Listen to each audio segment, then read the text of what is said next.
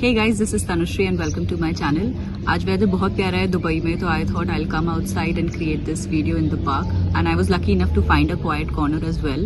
तो इस वीडियो में मैं आपके साथ डिस्कस करना चाहती हूँ कि कौन से वो 5 इम्पॉर्टेंट पॉइंट्स हैं जो आपको कोशिश करनी चाहिए कि आप अपनी प्रोफाइल में बिल्ड करो या आपकी प्रोफाइल में वो पॉइंट्स रिफ्लेक्ट हो जब आप अपना SOP सबमिट कर रहे हो या अपना रेज्यूमे प्रिपेयर कर रहे हो, because these are the 5 points that the university recruitment team will definitely evaluate when they are looking at your profile. So सबसे फर्स्ट पॉइंट है आपका CGPA.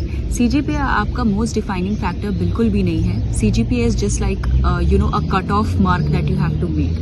Nobody expects you to be a 9 pointer या 3.99 pointer if I compare on a 10 scale pointer system जो India में exist करता है और 4 scale pointer system जो US में एग्जिस्ट करता है. कोई भी आपसे एक्सपेक्ट नहीं करता है कि आप सबसे टॉप में हो, लेकिन एक डिसेंट CGPA स्कोर रखना बहुत ज़्यादा ज़रूरी है, क्योंकि वो बेसिकली ये शो करता है that you take your academics seriously and that you will be able to cope up with the course work एक बार अगर आप उस यूनिवर्सिटी को ज्वाइन कर लो.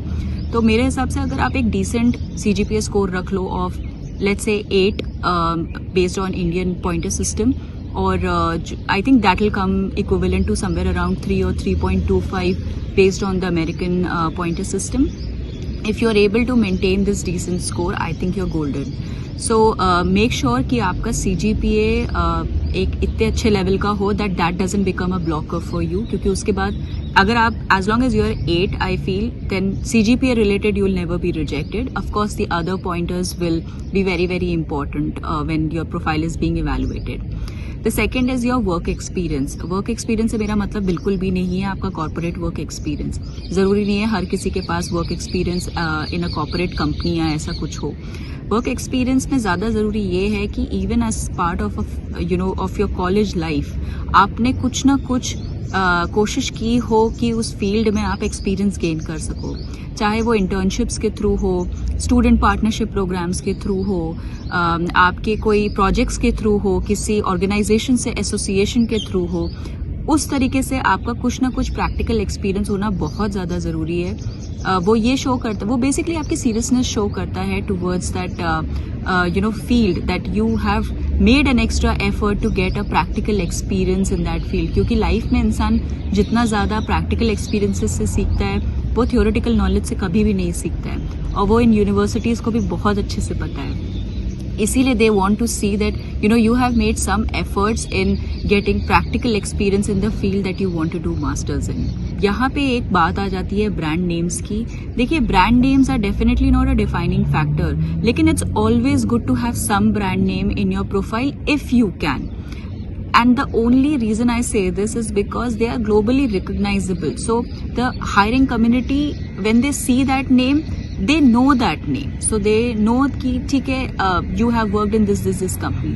अभी आप अगर किसी random company का नाम लिखते हो, the chances of them knowing that company is very less. So in that respect, if you have a globally recognizable brand name in your profile in whatever sort, be it a university name, जहाँ पे भी आप internship कर रहे हो या जिस भी ऑर्गेनाइजेशन से आप एसोसिएटेड हो, अगर आपके उनसे रिलेटेड कोई भी प्रोजेक्ट्स हैं जो आपने किए हो और आप वो मेंशन करते हो, that just gives an edge to your profile. So third point is having diversity in your profile. इससे मेरा मतलब ये है that don't just stick to your curriculum. सिर्फ पढ़ाई ही अपनी प्रोफाइल में मत शो करो. आपके रेज्यूमे में आपके एक्स्ट्रा करिकुलम एक्टिविटीज़ होने बहुत बहुत बहुत ज़्यादा ज़रूरी है. आपने अपने कॉलेज के फेस्ट में पार्टिसिपेट किया हो, कोई क्लब खोला हो, किसी क्लब में पार्टिसिपेट किया हो, कोई इवेंट्स ऑर्गेनाइज किए हो, ये जो एक्स्ट्रा करिकुलर एक्टिविटीज़ होते हैं ना, ये बहुत ज़्यादा अप्रिशिएट किए जाते हैं इन यूनिवर्सिटीज़ के थ्रू. ये शो करता है that you are an all-rounder, you are not just a geek who is just gonna study.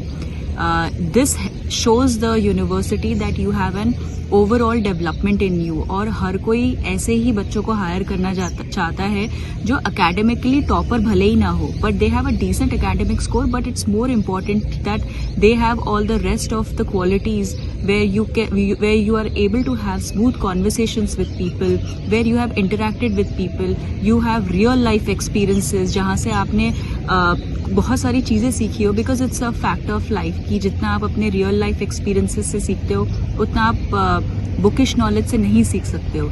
इसलिए इस तरीके की डाइवर्सिटी आपकी प्रोफाइल में रिफ्लेक्ट कराना आपको बहुत ज़रूरी है, that you have worked with different people, different organizations at any level. ज़रूरी नहीं है कि आप एकदम ग्लोबली रिकॉग्नाइजेबल ब्रांड्स के साथ ही एसोसिएटेड हो, चाहे आपने एक छोटे से क्लब को ही खोला हो, एक छोटे से डिबेट क्लब में ही पार्टिसिपेट किया हो, but the participation is what counts. Your effort towards being a part of something is what counts. Number 4th point है वॉलंटियरिंग वर्क. ये बहुत ज़्यादा इम्पॉर्टेंट पॉइंट है. ये बेसिकली शो करता है that you have a mentality of giving back to the society. बाहर की यूनिवर्सिटीज़ ये चीज़ इसलिए देखते हैं because it shows that you are a good human being who will one day give back to the society as much as you are taking from the society.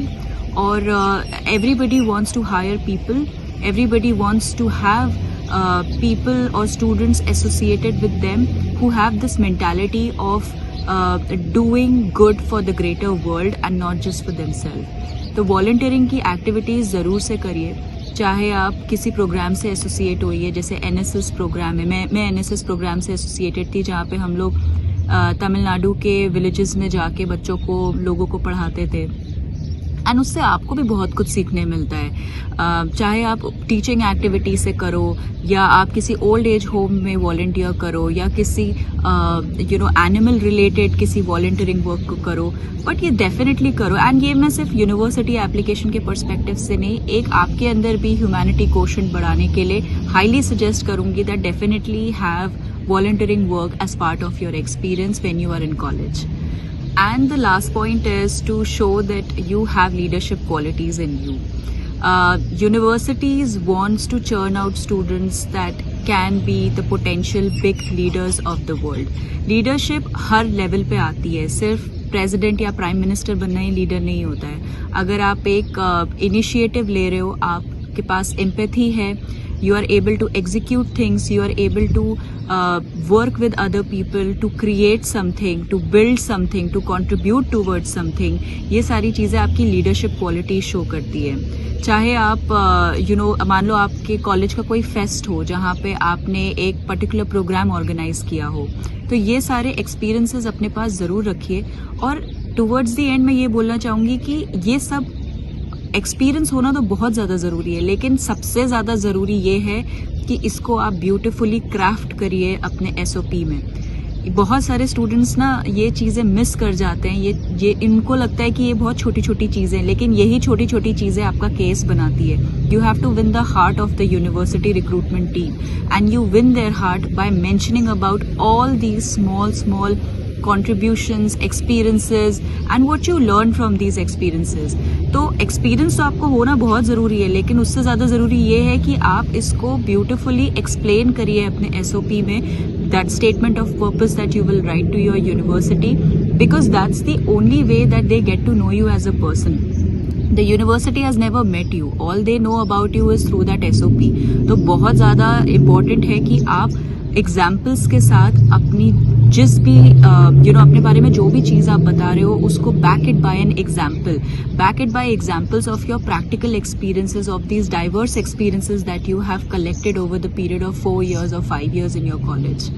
और last tip ये है that even the LORs that your professors or your managers or whoever is writing for you, please ensure करिए that they are also making sure that examples of your life are mentioned there. चाहे वो आपकी किसी भी quality के बारे में बोल रहे हैं, they have to back it by examples. जब वो एग्जाम्पल्स के साथ उस क्वालिटी को आपके बारे में लिखते हैं, it becomes more convincing and it actually becomes more honest in the way of expressing. और यूनिवर्सिटी को भी वो चीज़ ज़्यादा ऑथेंटिक लगती है, और वो ऑथेंटिक होनी ज़रूरी भी है कि आपकी real life, because all the university is trying to do in this entire application process is to evaluate you as a person. क्या आप में वो potential है that you are able to cope up with the coursework, that you are able to do justice to this degree, and that you have the potential to do something bigger once you are done with this degree, and that you can take the name of the university forward as you build your name. So I hope all these 5 points were fruitful to you, and I wish you all the best in your application.